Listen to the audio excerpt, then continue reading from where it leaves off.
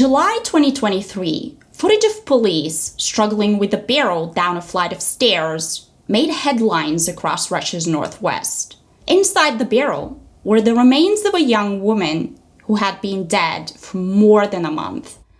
All this time, she'd been kept on the balcony of a residential building, while no one even realized she was missing. Her name was Viktoria Kurman.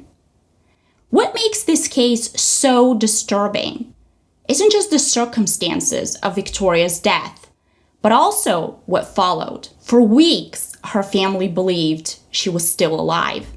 Messages were still being sent. Posts were still appearing online.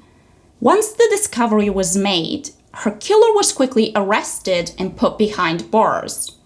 This should have been the end of the story, but just months into his sentence, he vanished.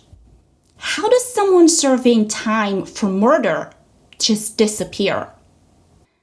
This is the story of Viktoria Kurman on Context Crime. Today's case takes us to Veliki Novgorod, one of Russia's oldest cities, known for its medieval charm and quiet streets. Far from the bustle of the likes of St. Petersburg, it's often seen as the ideal place to raise a family or simply start over. That's what Olga and her family did when in 2014 they made the decision to flee to Russia as tensions in Ukraine were steadily mounting. Veliki Novgorod seemed like a safe haven, offering respite from the fear and uncertainty they were leaving behind.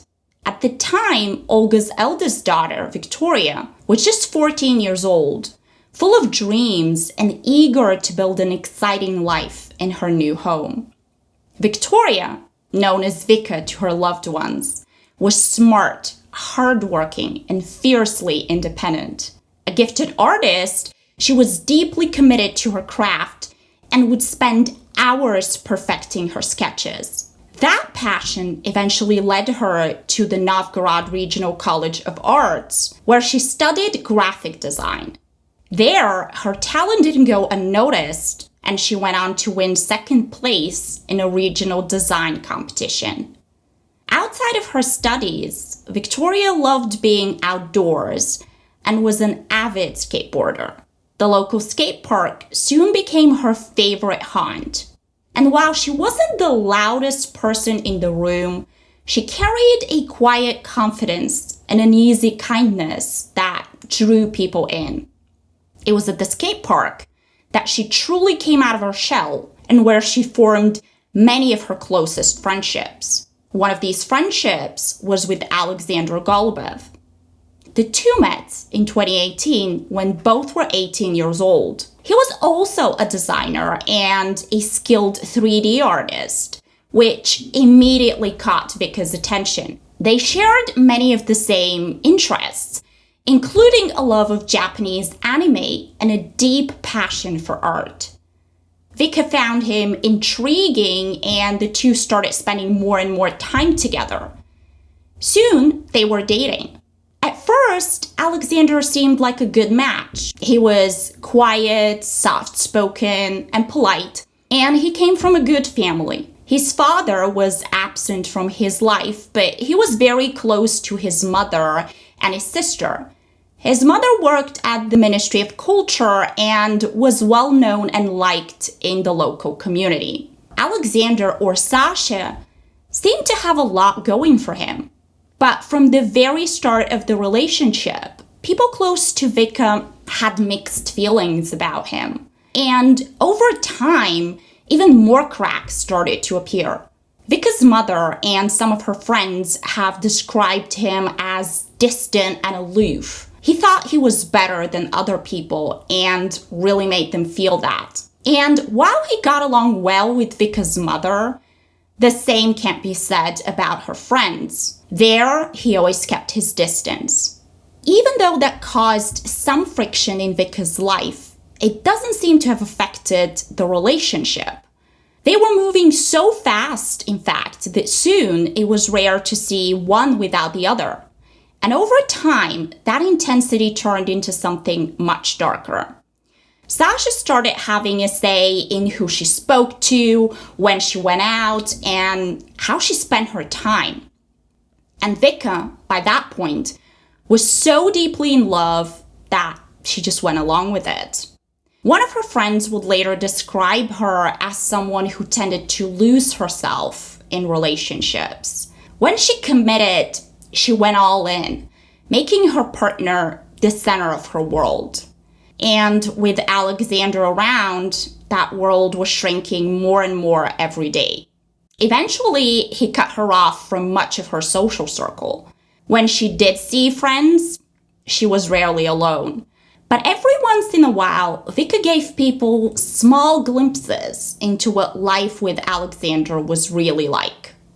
At one point, she confided in her mom, telling her about a hidden side he had that most people never saw. She called him a compulsive liar.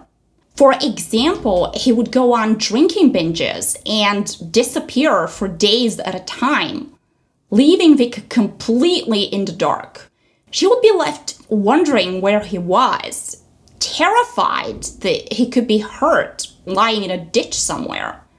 She would call him over and over again, but he would just ignore her calls. Then, days later, he would turn up, as if nothing happened. And then there were the kind of red flags that sent a chill down your spine. Like the night he came home to find her sleeping, and just for kicks, he put his hand over her mouth and nose, cutting off her oxygen until she woke up gasping for air. These were the kinds of jokes he liked to play on her. He thought that was hilarious. She eventually found the strength to leave, but it didn't last. Sasha promised to change, and Vika, wanting to see the best in people and still caring deeply for him, she gave him another chance. By the time Vika was 23, she had just graduated from art school and was working as a graphic designer remotely. She and Sasha were living together, and it looked like she was finally stepping into the kind of life she'd always wanted. Ambitious and hardworking, Vika was laser focused on building a successful career. She'd also been saving for months, putting aside nearly $5,000 for a dream vacation to Sochi, a popular beach resort in Russia. She was genuinely excited and so close to making it happen. But as the months went by, Vika's family and friends started noticing some troubling signs. She wasn't her usual upbeat self anymore. All of a sudden, she was quieter, more withdrawn. She wouldn't talk about what was troubling her. And reaching out to people, really opening up about what is going on in your personal life, is never easy, especially when you don't have a phone. Which brings us to one of the most bizarre aspects of this case, and one that would later help explain how Vika's disappearance went unnoticed for so long. So about 6 months before she vanished, Vika lost her phone. That happens. I mean, it's annoying and inconvenient, but most people just get a replacement phone and move on. Not so simple in this case, though. Instead of getting a new phone, Vika spent the next 6 months using Sasha's phone instead. Vika's family tried to be understanding. At first, the story seemed reasonable. She'd lost her phone and was borrowing Sasha's until she could sort things out. For most people, that means a few days. But in Vika's case, weeks passed, then months. And her family and friends still had to call Sasha's phone to reach her. It was awkward and inconvenient for everyone involved. And it didn't seem to be about money either, because Vika was working and she had a steady income. But seeing how she wasn't in a hurry to fix the problem herself, her family stepped in and bought her a brand new phone. Problem solved, right? Well, not so fast. Vika never ended up using that phone. All calls and messages still went through Sasha's phone. This time, the excuse was the charger. The phone was fine, but the charger wasn't working. And that dragged on for weeks, turning into an ongoing saga about ever-changing technical problems. And before anyone knew it, this was Vika's new normal. It made people uneasy and frankly reluctant to call her. And it's clear that many people sensed something was wrong about this phone arrangement. It smacked of controlling behavior, but Vika was an adult and she was her own person, and they didn't feel that it was their place to intervene. And by the time everyone realized just how bad it was already too late. Which brings us to June 1st, 2023, which is the last day Vika was seen alive. That morning, Vika accompanied her mother, Olga, to a doctor's appointment about an ultrasound she had scheduled. After the appointment, they stopped by Vika and Sasha's place. And Olga, being a mom, she was unhappy about the mess in the apartment and told Vika off. But she didn't stay there for long, as Vika and Sasha had somewhere to be. She fully expected to hear from Vika later that evening, but that call never came. On its own, that wasn't unusual. I mean, she could have been busy. Still, given the argument from earlier that day, Olga had hoped that Vika would reach out. When the next day came and she still hadn't heard from Vika, Olga called Sasha. He told her Vika wasn't there. She had just stepped out. But Olga was still uneasy, so she offered Vika an olive branch. She could come by and help clean the apartment. That message, like all the others, went to Sasha's phone. And then the silence stretched on. Days passed. And when Vika finally messaged Olga back, the excuses started pouring in. Sometimes Olga heard nothing at all. Other times it would be Sasha telling her she just missed Vika. At first, Olga wasn't overly concerned. She had a hospital stay coming up, and Vika was supposed to come over and watch her younger siblings while Olga was away. That was already agreed on. Olga had no doubt she would be seeing her daughter soon because that was who Vika was. Family mattered to her, and she was always there when they needed her. But as the date of Olga's surgery neared, she got yet another message from Vika's Kontakte account. Now, Kontakte is a social media platform that's Russia's equivalent of Facebook. And Vika was telling her mother that she'd just come down with a stomach bug. A few days later, another message followed, this time claiming Vika had a bad case of rotavirus. She was so sick, in fact, she couldn't even speak on the phone. And that message had the desired effect. Even though it was last minute and Olga had to scramble to find someone else to stay with her children, she didn't think it would be a great idea to have Vika around if she was that sick. By this point, weeks had passed and Olga still hadn't seen or spoken to her daughter. Their only contact came through messages sent from Vika's social media account. And there was always an excuse for why Vika couldn't come to the phone. First, it was the string of illnesses. After that, it was a trip out of town and there was poor reception.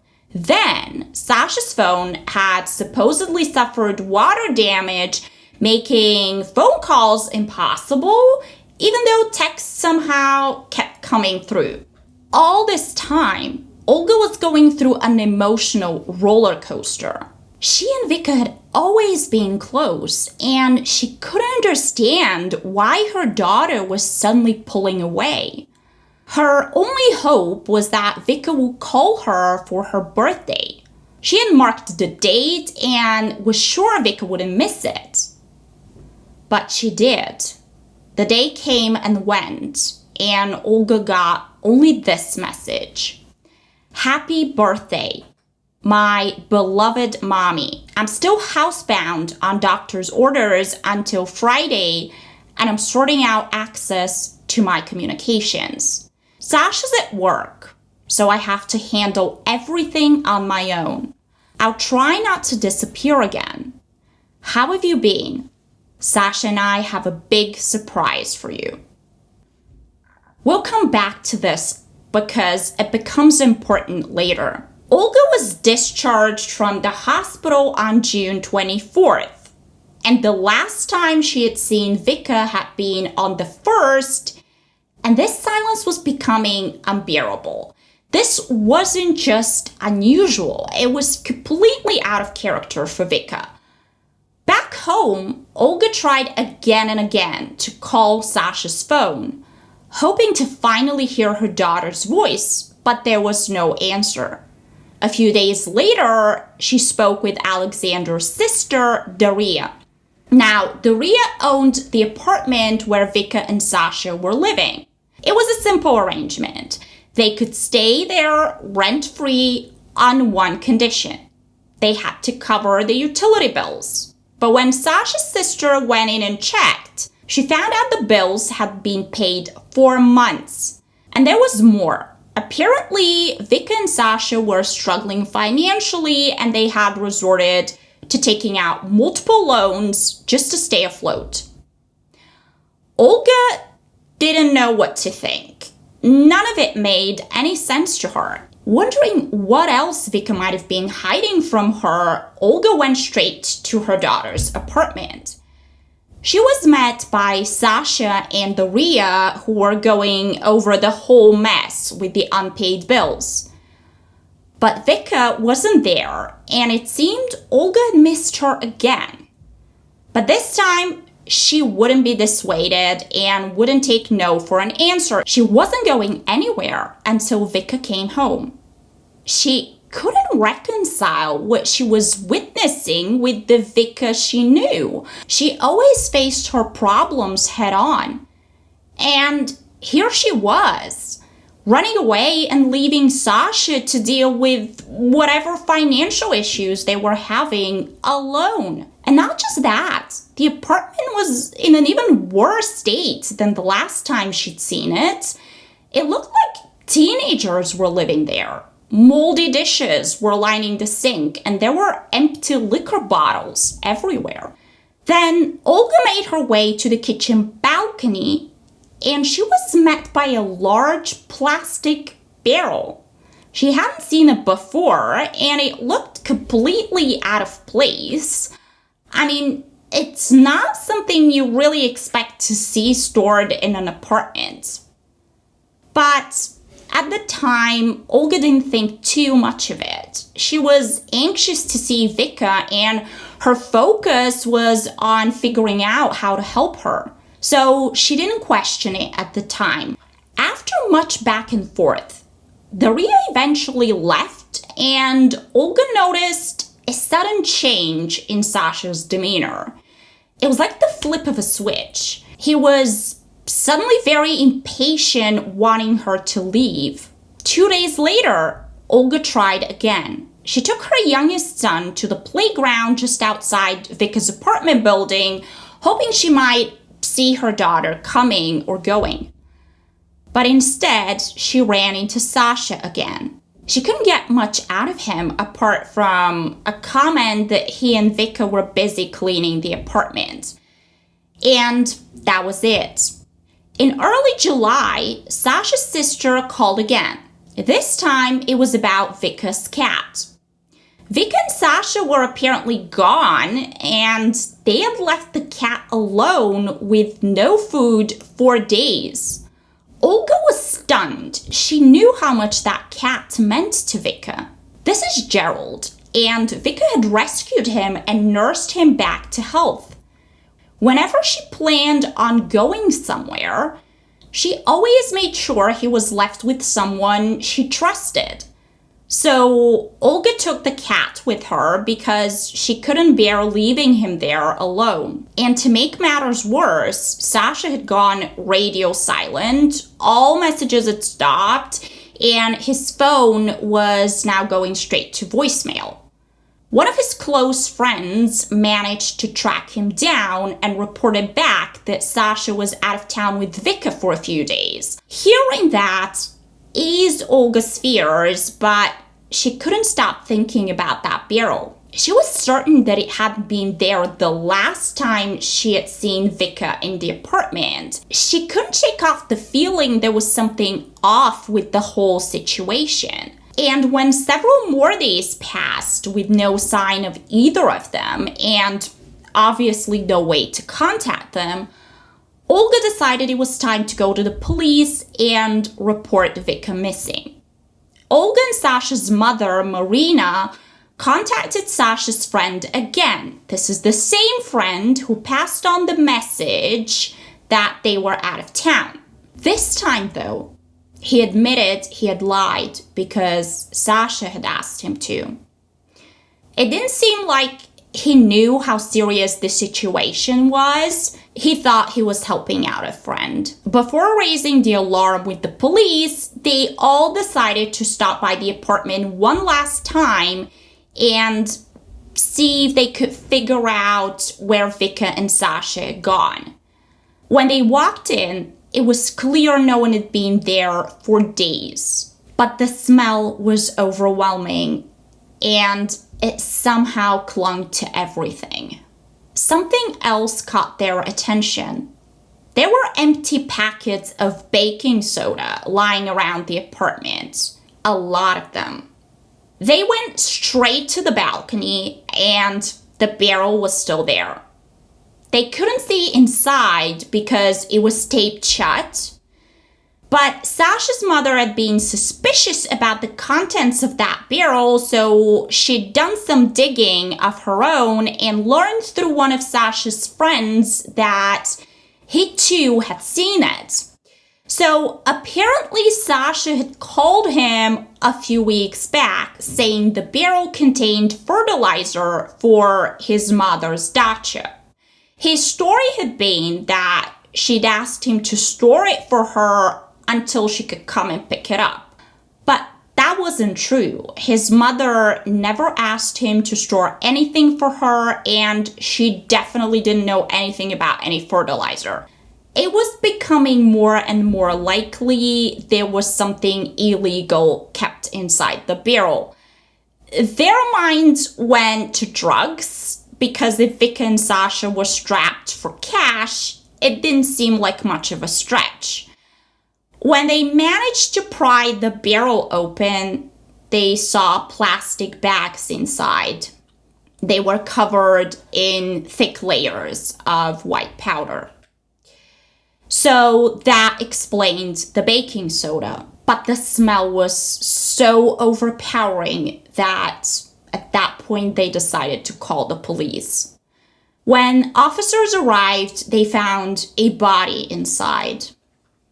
Olga was standing just close enough to see a strand of hair peeking through. She recognized it immediately. It had the same highlights as her daughter's. And in that moment, she finally understood why Vika never called her back after their last meeting. Vika's murder was so horrific that images of the barrel were picked up by the news outlets nationwide, and the case exploded overnight. And it probably won't surprise you that from the moment police walked through that apartment door, they had a clear suspect in mind: Alexander. They quickly established he never reported Vika missing, even though the two of them lived together. But more importantly, the only phone Vika had access to was his. And that phone hadn't exactly been idle. Messages were being sent left, right, and center, creating the impression that Vika was still alive for well over a month after she was last seen. Alexander had also repeatedly lied to Olga about her daughter's whereabouts, both over the phone and at times even to her face. At the very least, he knew Vika was no longer alive and chose to conceal it. And once Vika was found, even the wording of his messages reads differently. Nowhere is that clearer than in the birthday message he sent pretending to be Vika. Let's break it down. So he starts off by closely mimicking Vika's voice and writing style. He had access to all of her previous messages, and he deliberately mirrors the exact greeting Vika always used with her mother. Next, he introduces another excuse for why Vika is still incommunicado. I'm still housebound on doctor's orders until Friday. Right out of the gate, he's preempting the obvious question of why she's not calling. Then he adds in a detail that will cast him in a good light. Sasha's at work, so I have to handle everything on my own. This information isn't strictly necessary, but it builds him up as a provider, despite the fact that it will later come out he'd been out of work for months. And finally, there's this line. Sasha and I have a big surprise for you. He didn't need to write this. That's his own inside joke. He knows Olga will eventually find out the truth, and this reads more like a taunt, like he's savoring the moment. But getting back to the investigation, police had little doubt that anyone apart from Alexander could have been responsible for Vika's death. An arrest warrant was issued for him, but he was clearly on the run. I mean, he'd gone completely off-grid, so they couldn't trace his phone, and a large-scale manhunt was launched to find him. In the meantime, investigators started piecing together what had taken place inside the apartment. Crime scene techs found bloodstains in the hallway, along with a blood-soaked rag lying nearby, clear signs that someone had tried to clean up the scene. Investigators believed Alexander quickly realized he had a serious problem. He had no way to dispose of Vika's body, so he ordered the solution. He had a 50-gallon barrel delivered straight to the apartment. Surveillance footage from a nearby store then places him buying industrial amounts of baking soda. 20 packages to be exact. He can be seen calmly loading them into his cart and then casually walking over to the ATM to check his balance. Things only got worse when investigators reviewed his internet search history. In the days following Vika's death, he searched for over-the-counter sleeping pills. I guess killing someone would mess with your sleep. And he looked up ways to eliminate strong smells. Very telling. And while Vika's body was still in the apartment, he was already moving on. He was throwing parties and inviting other women over. And when people asked, he claimed Vika had walked out on him. Meanwhile, behind the scenes, he was firing off messages to Olga, posing as Vika. He was posting on her social media accounts, making sure no one got any hints that something might be off. Every time Olga tried to call, he had a ready excuse for why Vika couldn't come to the phone. And all that time, he knew exactly where she was. So with an arrest warrant out, investigators started working their way through Alexander's circle, tracking leads, talking to his friends, anyone who might have heard something or knew where he was. Then they got a break. He wasn't halfway across the country, though. He was closer to home than what anyone realized. Alexander was holed up at the apartment of his new girlfriend. When police showed up, it was almost like he was expecting them. According to investigators, he said he had simply got tired of pretending Vika was still alive and couldn't deal with the smell in the apartment anymore. Police took him in, and he was cooperative during questioning. He didn't take much convincing to talk, and he confessed to killing Vika. No surprises there. Prosecutors said he broke down only once when the conversation turned to his family and what they would have to go through because of his actions. According to Alexander, the murder occurred in the hallway. He said he strangled Vika with the strap of her handbag. Using a mannequin, he demonstrated how he held her down as she fought for her life. And then this part is hard to wrap your head around, but he left Vika's body lying there for 3 days. At some point, he realized he couldn't leave her there forever. That's when he got the idea for the barrel. He wrapped her in plastic bags, placed her inside, and poured baking soda on top, apparently hoping it would mask the smell. But here's the rub. He didn't really think this through. He tried moving the barrel on his own, but it wouldn't budge, so he had to call one of his buddies for help. He never suspected that anything nefarious might have been going on because Alexander was acting perfectly normal, and they even stayed on in the apartment and spent some time watching videos. The evidence investigators collected corroborated Alexander's statements, but solving the logistics of the murder still left one question unanswered. Why did he kill Vika? Police spoke with neighbors hoping to hear about any fights or arguments or anything out of the ordinary happening in the days leading up to Vika's murder. But no one reported hearing or seeing anything suspicious. From the outside, at least, Vika and Sasha seemed like any other couple. Even Olga struggled to accept what she was learning. She knew the relationship wasn't perfect, but she still found it hard to believe Alexander was capable of killing her daughter. Speaking to the media, Olga talked about the great relationship she always had with him and how she'd come to love him like a son.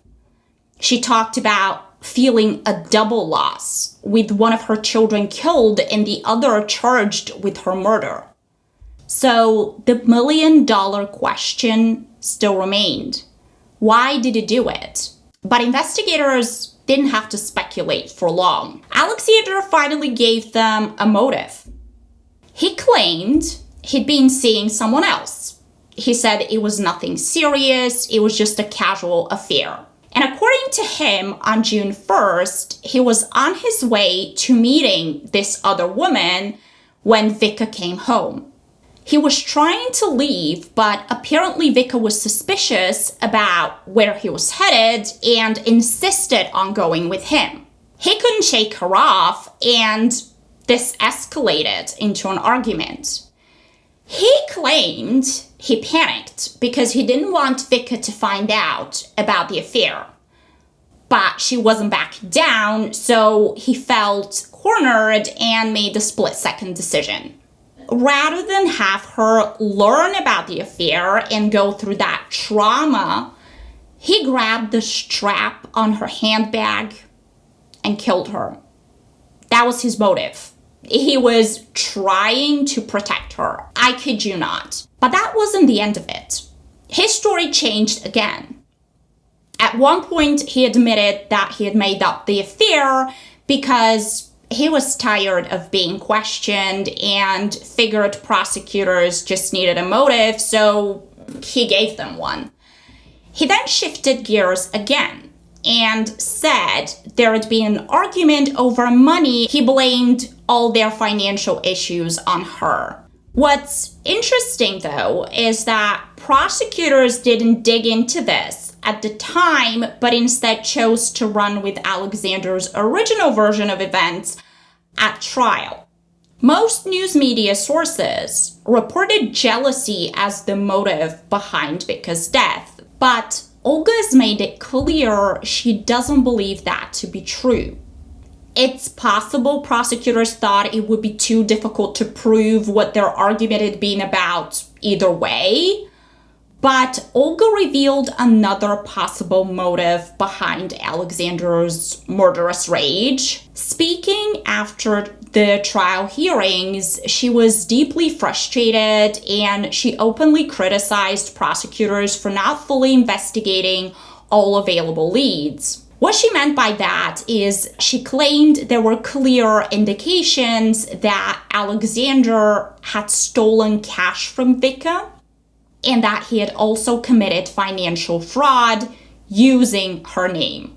According to Olga, just a few days before her murder, Vika called her sounding deeply distressed. Remember that vacation she wanted to take, the one to Sochi? She just found out that all her savings were gone. She was reluctant to elaborate, and Olga didn't push her, fully expecting they would talk more in person.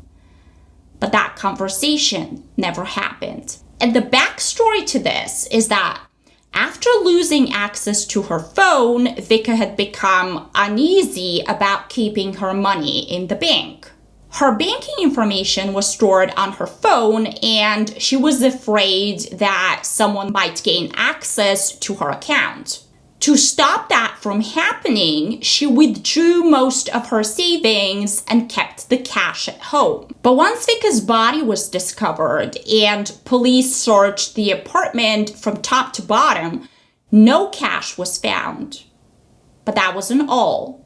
Olga claimed that multiple loans had been fraudulently taken out in Vika's name before her death, and attempts were made to take out additional loans after she was already dead.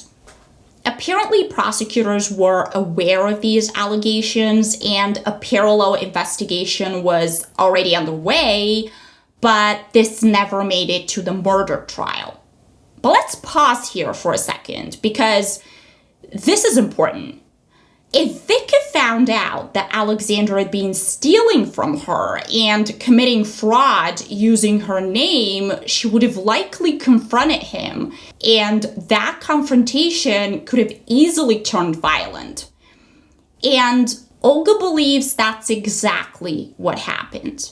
And this is where things get really interesting, because if the fraud allegations are true, and it seems likely they are, that sheds new light on the missing phone situation.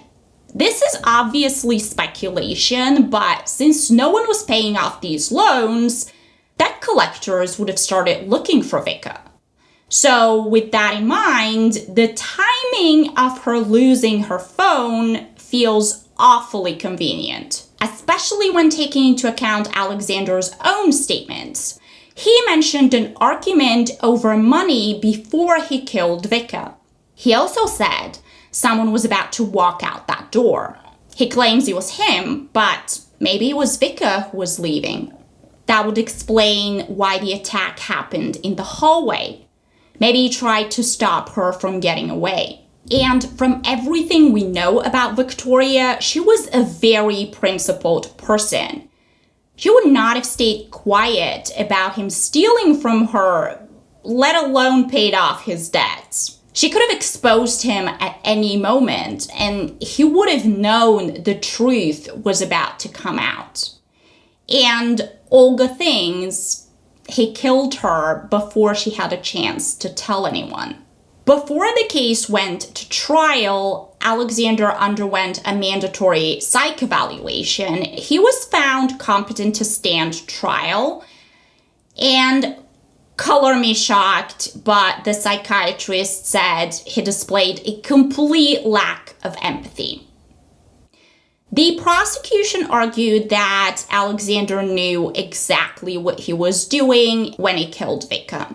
And even if the murder wasn't premeditated, everything that followed most certainly was. He took deliberate steps over the course of weeks to cover his tracks. But the defense claimed he was deeply remorseful, and as a proof of that, they pointed to his confession. At one point in the proceedings, Alexander even stood up and told the judge that he was ready to serve the maximum sentence prescribed by law, which is especially rich given what happened next. So I don't know the full legal context here, but he was charged under a lesser classification, murder without aggravating circumstances, which carries a sentence of 6 to 15 years in prison. And the reason being, according to reports, was that his full cooperation with authorities was considered a mitigating factor. On April 23rd, 2024, just a month shy of the one-year anniversary of Vika's death, Alexander was sentenced to 9 years and 6 months in a maximum security prison. The sentence included credit for time already served. But if you think that was a hard pill to swallow for Vika's family, buckle up. Because Alexander ultimately served just 3 months out of that 9-year sentence. And no, he didn't get out on a technicality. Under a military recruitment program currently operating in Russia, convicted prisoners could have their sentences suspended or commuted in exchange for serving in the Ukraine conflict. Vika's family weren't consulted about this, and they found out Alexander was no longer in prison by accident. They were trying to determine which facility he had been transferred to, only to discover his name wasn't listed anywhere in the prison system. Not long after that, he texted a few of his friends confirming he had joined the program and was no longer incarcerated. For Vika's family, the uncertainty is terrifying, because if Alexander survives and eventually returns home, they could be forced to come face to face with him again. And researching this case was incredibly difficult because Viktoria deserved so much better. She was betrayed by the person she trusted the most after sacrificing so much to make that relationship work. She also deserved to have her life honored by a sentence that reflected the magnitude of what was taken from her and from her family. And she certainly deserved for her killer to serve out his full sentence. Vika's mother, Olga, and her best friend have spoken openly about the guilt they still carry, about the questions that haunt them, whether they could have done something differently, whether they could have saved her somehow. I can't imagine what it's like to live with those questions. If there's one small consolation here, it's this. Everyone knows Viktoria's story, and they know who Alexander Golubev is. They know what he did, and he won't be able to erase that. Let me know what you think in the comments. Did you expect this outcome? And do you think justice will ever be served for Viktoria? That's it for today's case. Thank you for watching, and see you in the next one. Bye!